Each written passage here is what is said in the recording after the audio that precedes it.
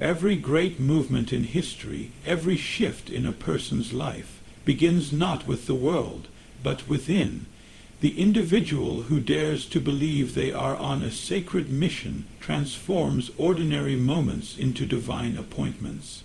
This belief is not given by outer authority. It is claimed in consciousness.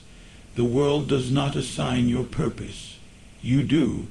And when you act as if you are on a mission from God, you awaken a power that has been quietly waiting for your permission.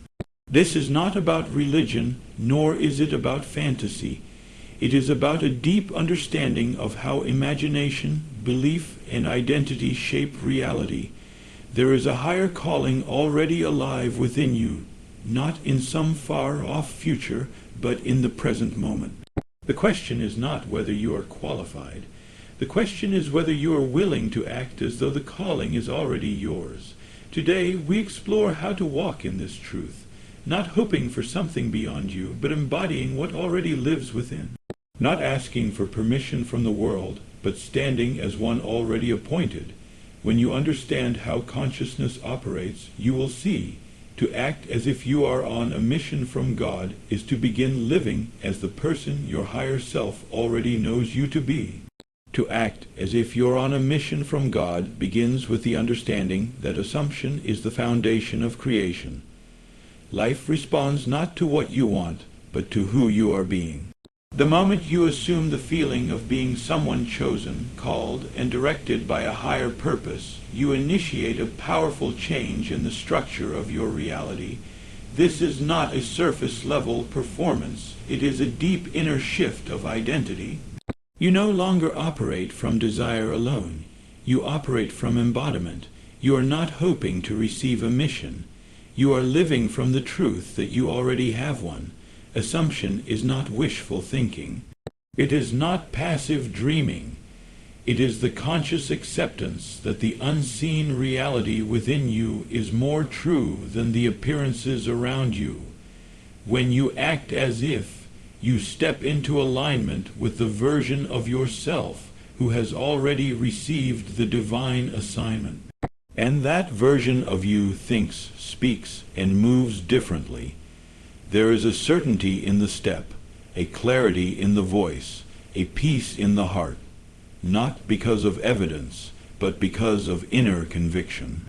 Every thought, every emotion, every response becomes filtered through this new self-image. You begin to make decisions not from fear, but from purpose. You no longer chase opportunities. You walk in the energy of one who brings value wherever they go. Your mission becomes the internal lens through which you see the world, and because you hold it so faithfully, the world begins to reflect it back. The outer world is not cause, it is effect. What you assume within becomes the blueprint from which external events take shape. This is why assuming the role of someone on a divine mission is so powerful. You do not need external validation to begin. You validate yourself through your state of being. The conviction you carry internally will call forth the resources, people, and experiences needed to fulfill your task. This level of assumption requires discipline. The world may not immediately agree with your new posture. Old habits and doubts may try to pull you back. But if you persist in the assumption, if you refuse to break character, your world will conform. Reality must follow the dominant assumption of your inner life. Your role is to remain faithful to the inner truth, no matter what the outer world temporarily shows. To act as if you are on a mission from God is to hold the assumption that your steps are ordered, your path is purposeful, and your vision is valid. You carry this assumption into your thoughts, your conversations, and your choices, not with arrogance, but with quiet authority. The deeper your conviction, the faster the transformation. The more natural the assumption becomes, the more inevitable the manifestation. This is how you begin to live not as someone becoming, but as someone who already is. Imagination is not a tool to escape reality. It is the instrument through which reality is formed. When you imagine yourself on a divine mission, you are not indulging in fantasy. You are receiving instruction from the deepest level of your consciousness. What you see clearly in your mind's eye and feel vividly in your body becomes the seed of future experience. Every sacred assignment begins in the unseen, and the language of the unseen is imagination. Most people wait for confirmation before they believe, but those who understand the true nature of imagination know that belief comes first. The inner image you hold is the spiritual blueprint. When you dare to see yourself as someone chosen, guided by purpose, empowered by divine intelligence, you are not making it up. You are tuning into a higher frequency of truth that always existed, waiting to be acknowledged. The images that come to you are not random. They are invitations. When you imagine yourself speaking, creating, healing, leading, building, or teaching, those are not just idle thoughts. They are glimpses of your possible self. And when those images come with a feeling of aliveness, of resonance, they are not to be dismissed. That energy is the divine signal that says, this is your path. To ignore such a vision is to delay your own evolution. To act as if you're on a mission from God is to treat imagination as sacred instruction. You rehearse it internally, not out of make-believe, but because you are practicing alignment. Your inner world becomes your sanctuary. You return to it daily, not for escape, but for direction. In imagination, you begin to walk the halls of your purpose, speak the words you were meant to speak, move with the grace of someone already fulfilling their role. There is no need to explain this to others. The vision was not given to them. It was given to you, and your responsibility is not to convince, but to live in such a way that your outer life eventually becomes a reflection of your inner knowing. The more real your imagination becomes to you, the more powerfully it will shape your world. What you imagine consistently and with emotion takes on the structure of reality.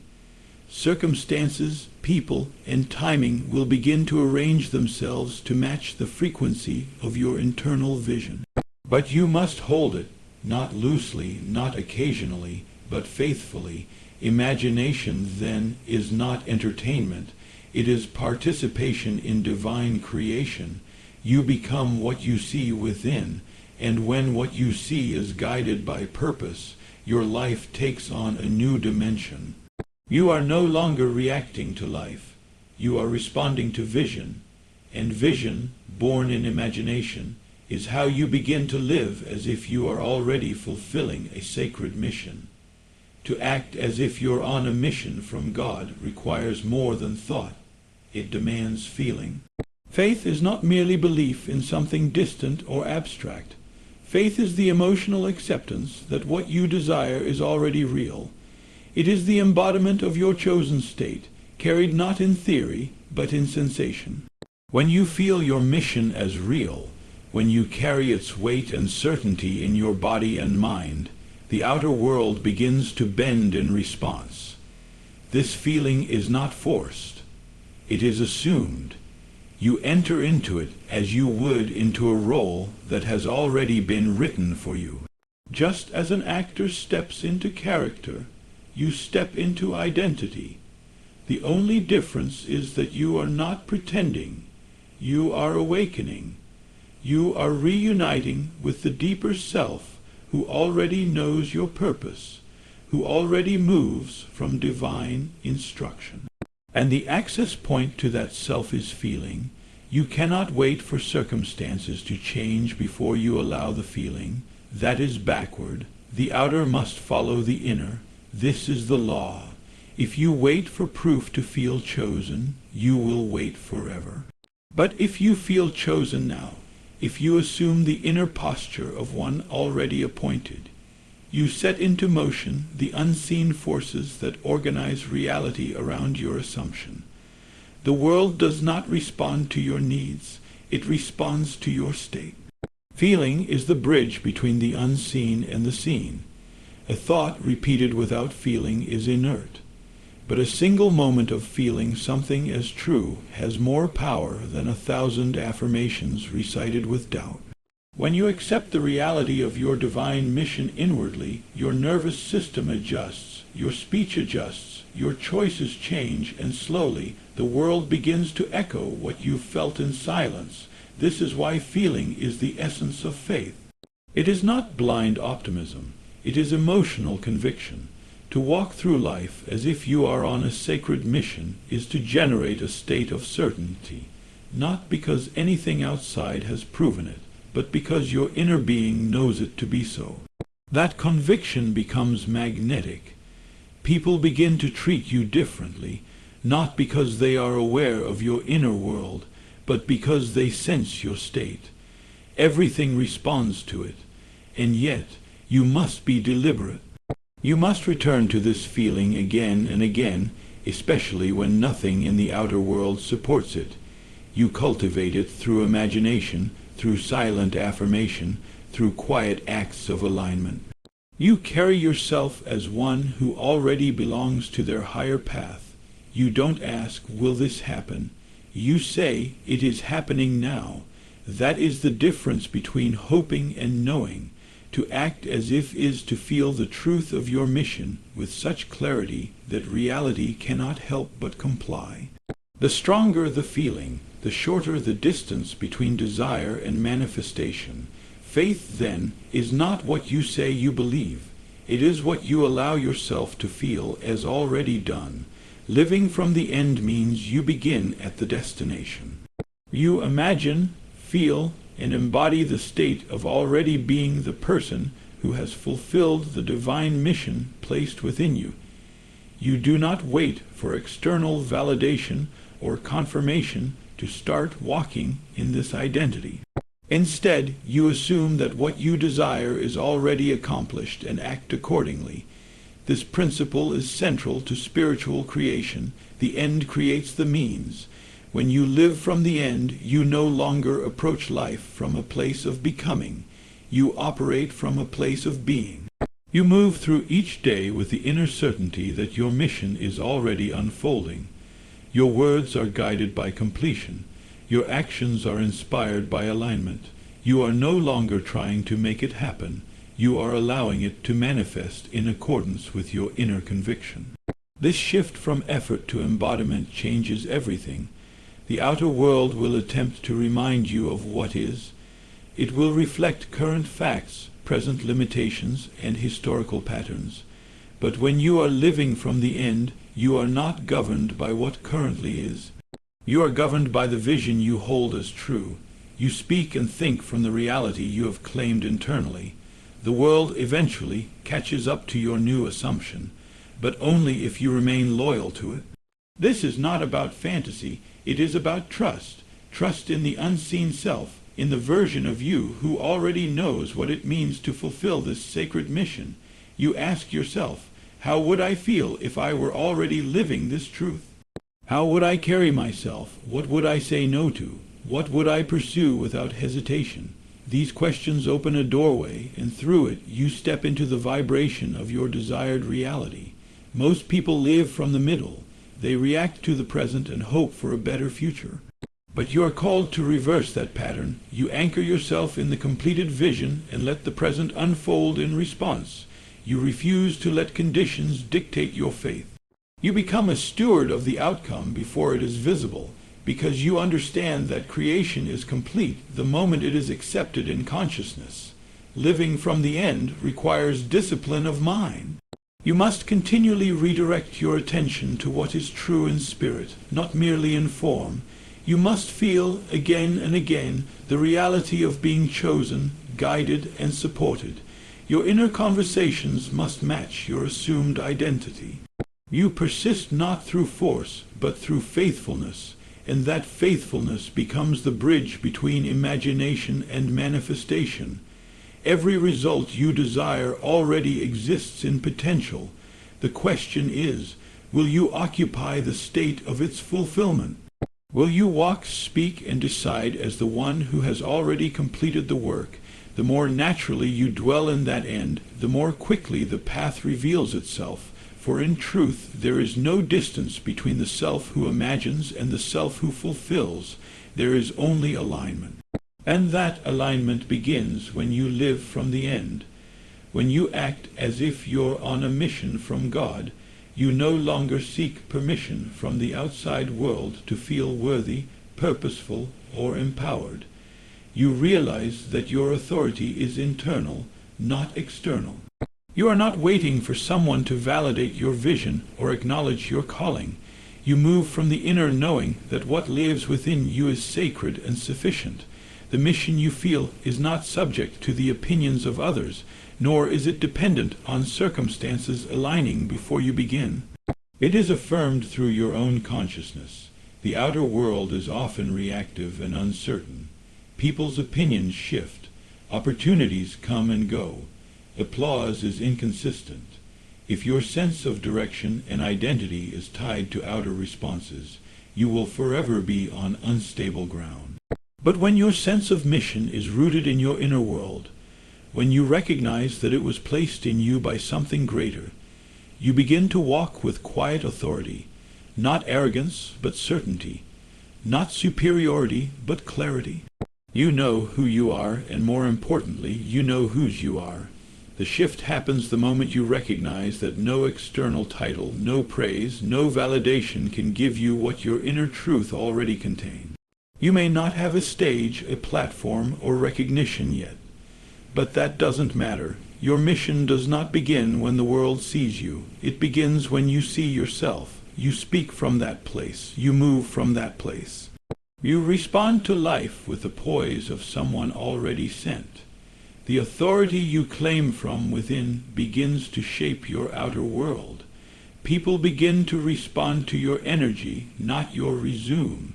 You radiate a sense of purpose, and that presence communicates louder than words. It shifts conversations, opens doors, and attracts opportunities that match the state you're holding. But again, the source is not the world. It is you. It is your steadfast connection to the reality you have claimed. This inner authority also frees you from comparison. You no longer look sideways at what others are doing. You are not distracted by pace or popularity. You understand that your path is your own, and your only responsibility is to remain true to the mission that lives within you. You don't imitate, you embody. You don't chase, you attract. You're not concerned with convincing others. You're concerned with aligning with truth. Circumstances may test this authority. You may face moments of doubt, setbacks, or silence. But if you return to the foundation, your inner conviction, you remain unshaken. You walk forward not because conditions are perfect, but because your spirit says go. That is what it means to act as if you're on a mission from God. You trust your inner authority above all else, and in doing so, you create a life that reflects divine direction. Persistence in identity is the quiet engine behind every lasting transformation. To act as if you're on a mission from God is not a momentary decision. It is a consistent, disciplined return to your assumed self. You do not simply adopt this identity once and hope the world changes overnight. You live it, breathe it, return to it, and refuse to depart from it, regardless of what the outer world presents. This is the true test of spiritual maturity, holding the vision even when nothing outside supports it yet. Identity is not something you try on. It is something you inhabit. When you persist in the assumption that you are already chosen, already guided, already equipped, you are planting yourself in the state from which all things grow. Your outer life begins to reflect this persistence, not because you forced it, but because you stayed loyal to the truth within. The mission is not fulfilled through effort alone, but through identity. Who you are being consistently is what shapes the pattern of your life. Persistence doesn't mean repetition for repetition's sake. It means staying rooted in the feeling of the wish fulfilled, even when doubts arise, even when conditions contradict your vision, even when nothing seems to be happening. Your work is not to react to the appearance of delay or lack. It is to hold the vibration of your mission so faithfully that the outer must eventually align with it. You are not persuading the world. You are instructing it through the steadfastness of your state. There will be moments where everything within you wants to default to the old self, to react, to question, to seek evidence. But this is precisely where the work deepens. You remind yourself, I am already on this mission. It is already unfolding. I am already the one I have chosen to be. You reinforce it in your inner conversations, in the quiet of your mind, in the stillness of meditation.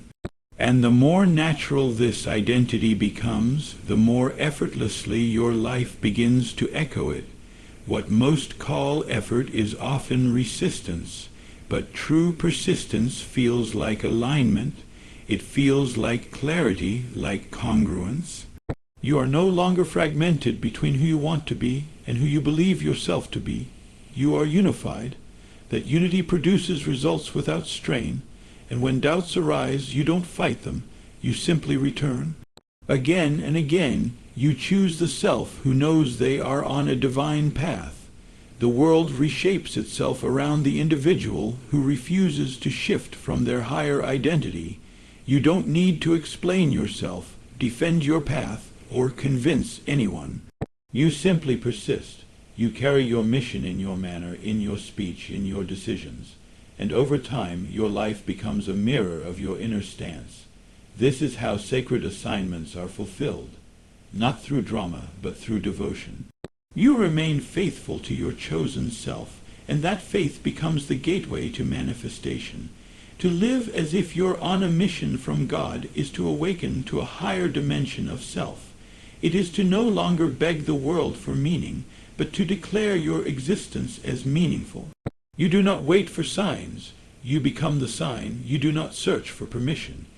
You walk in inner authority. You are not hoping something sacred will find you. You are the vessel through which the sacred expresses itself. Everything begins in the unseen. The moment you assume the identity of someone appointed, the universe responds, not immediately in appearance, but instantly in alignment. Your inner shift sets into motion a chain of outcomes that must, by law, fulfill themselves. Imagination gives you the picture, feeling makes it real, assumption holds it steady, persistence brings it forth. You act from the end with faith, with clarity, and with the quiet boldness of one who knows they are guided. The mission is not something outside of you. It is not somewhere far off in the future. It is already living within your consciousness, waiting to be claimed, and the moment you act as if it is yours, fully, sincerely, unwaveringly, you step into divine cooperation. Life begins to respond to your conviction. Circumstances shift, people change, paths open. You were never meant to be passive. You were never meant to simply observe. You are the creator of meaning, the vessel of vision, the channel through which divine intention unfolds. And so the call is simple but profound. Walk as one who has been sent. Speak as one who knows. Move as one who is already becoming what they have chosen to be. This is not fiction. It is alignment. It is not pretending. It is remembering. Remember who you are. Remember what is within you, and live every moment as if your steps are part of a greater plan. Because they are, you are not waiting for your mission. You are already in it. Walk in it, trust it, fulfill it,